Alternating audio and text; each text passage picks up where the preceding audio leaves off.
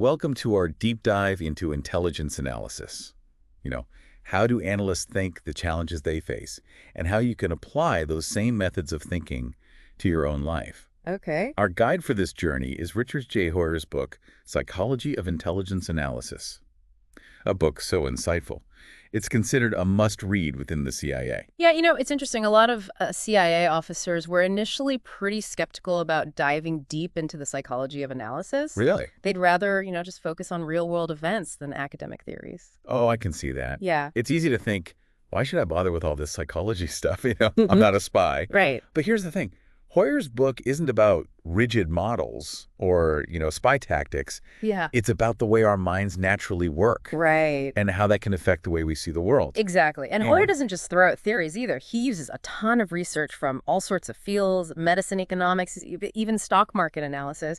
He shows how we all build mental models to help us make sense of things, whether we're aware of it or not. So these mental models, they're like lenses we use to see the world. Yeah. Right? Yeah. And sometimes those lenses can get a little smudged, maybe even distort the picture a bit. Exactly. Mental models help us simplify things.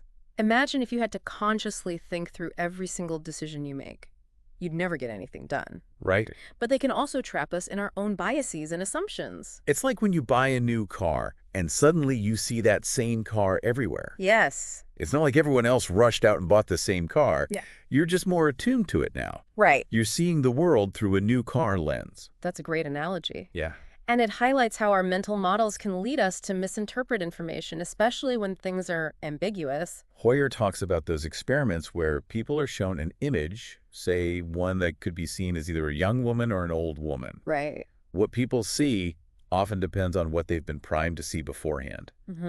If they saw images of old women leading up to the test, they're more likely to see the old woman in the ambiguous image, and vice versa. Right. Our brains take shortcuts. They look for patterns even if they're not really there. So how does this play out in, say, intelligence analysis? Well, imagine an analyst who believes a certain country is hostile. They might interpret ambiguous satellite images as evidence of a weapons buildup, even if another analyst with a different mental model might see the same images and come to a completely different conclusion. So even when we think we're being objective, our brains can play tricks on us. Yeah. And that's why it's so important to understand how these mental models work and how to mitigate their negative effects. Okay, so stay with us, folks, because in the next part of this deep dive, we're going to be exploring some specific techniques that can help us become more aware of our own biases and make more objective judgments. Looking forward to it. Yeah, it's a bit unsettling, when you realize how easily our own thinking can be skewed. But luckily, awareness is the first step toward taking back control. That makes sense. If we don't even realize these mental shortcuts are happening, how can we adjust? But if these biases are so ingrained, what can we actually do about it? We can't exactly rewire our brains. We can't rewire our brains, but we can definitely train them to be more aware and discerning. And that's where Heuer's book really shines. He offers some really practical techniques that can help us mitigate the effects of these biases. Okay, let's hear them. I'm all ears. One of the most powerful techniques is simply to question our assumptions. We talked earlier about how our mental models are shaped by our assumptions, many of which we're not even aware of. Okay, so how do we go about questioning something we might not even know is there? It starts with recognizing that we all have blind spots. We tend to gravitate towards information that confirms our existing beliefs and ignore information that challenges them. It's called confirmation bias. Oh, confirmation bias. I've heard of that one.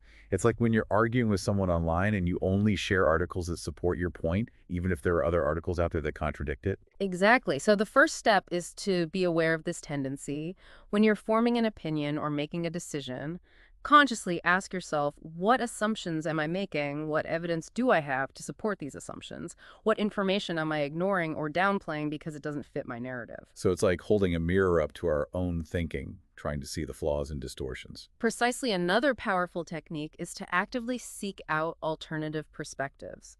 This can be uncomfortable, especially in today's polarized world, but it's crucial for breaking free from our own mental silos. I can see how that could be tricky, but what does it look like in practice?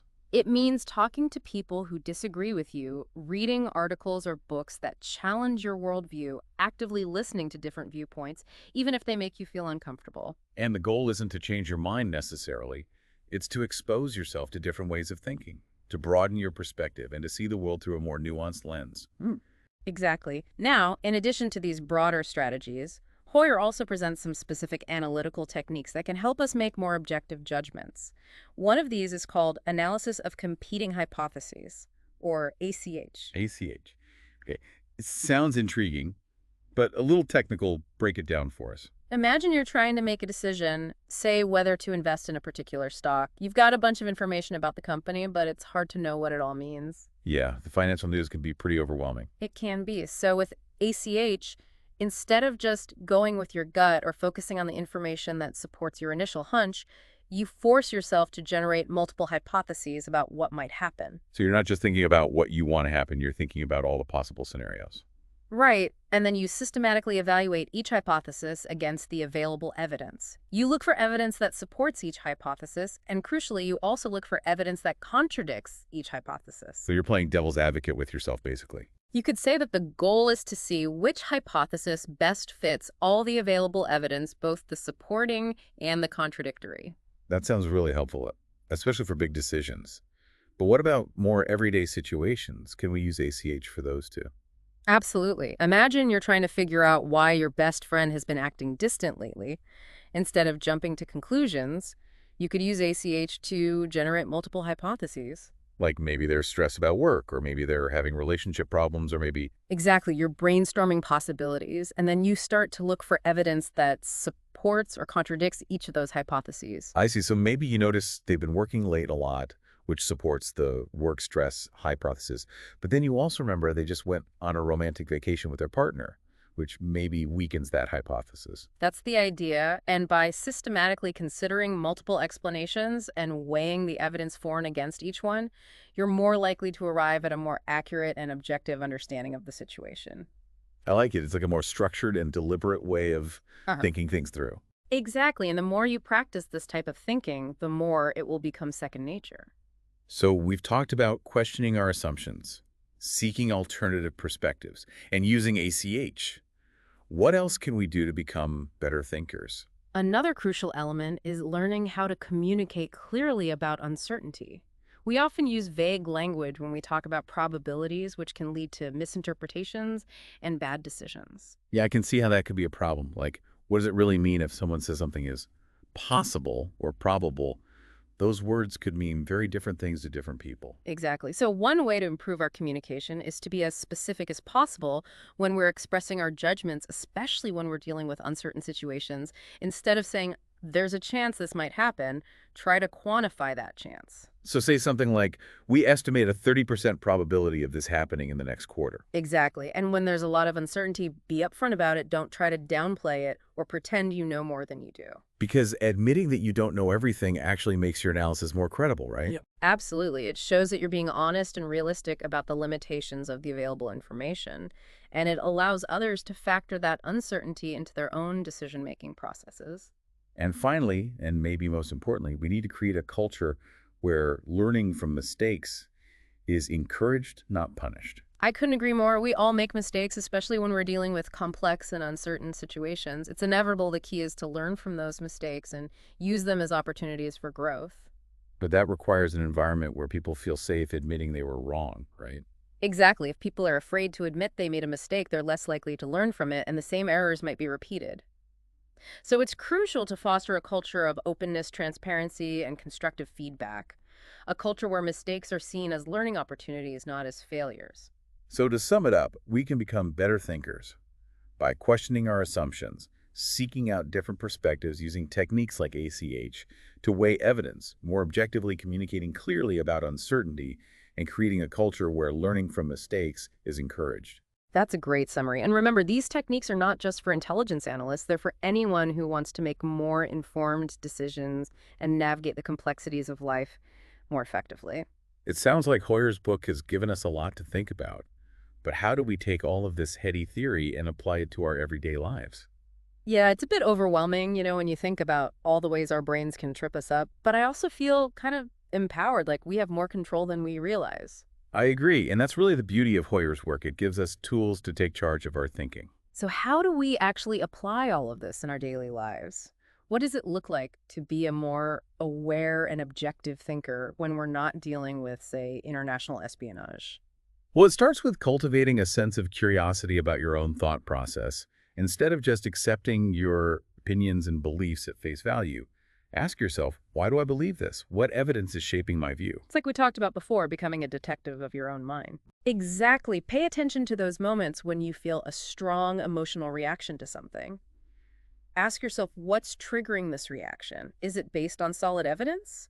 Or am I letting my emotions cloud my judgment? Yeah, I've definitely noticed that when I'm scrolling through social media, I tend to get more riled up by posts that align with my existing beliefs.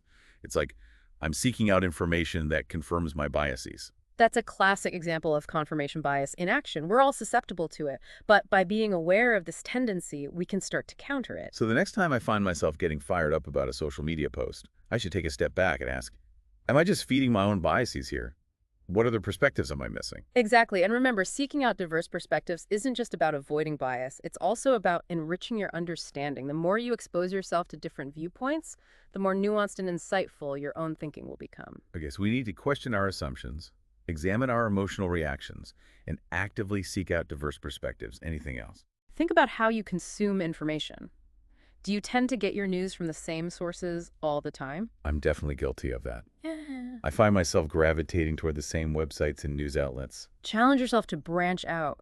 Read articles from publications that represent different political viewpoints. Listen to podcasts that feature guests with diverse backgrounds and experiences. The goal isn't to agree with everything you hear, but to expose yourself to different ways of thinking. It sounds like a lot of work, but I can see how it would make you a more informed and well-rounded person. It's definitely an ongoing process, but it's a rewarding one. And remember, Heuer leaves us with a challenge. He asks us to think about a recent decision we made and imagine the opposite outcome had occurred. Would we have been surprised? That's a powerful question. I'm guessing if we can easily imagine the opposite outcome happening, it probably means we weren't as certain as we thought we were. Maybe our biases were creeping in. Exactly. It's a reminder that we all have blind spots and that even the most carefully considered decisions are influenced by factors we may not be fully aware of. Well, I think this deep dive has given me a lot to chew on. I'm definitely going to be more mindful of my own thinking and more intentional about seeking out diverse perspectives. Thanks for guiding us through all of this. My pleasure. It was a great discussion. And to our listeners, thanks for joining us on this deep dive into the world of intelligence analysis. Until next time, stay curious and keep those minds sharp.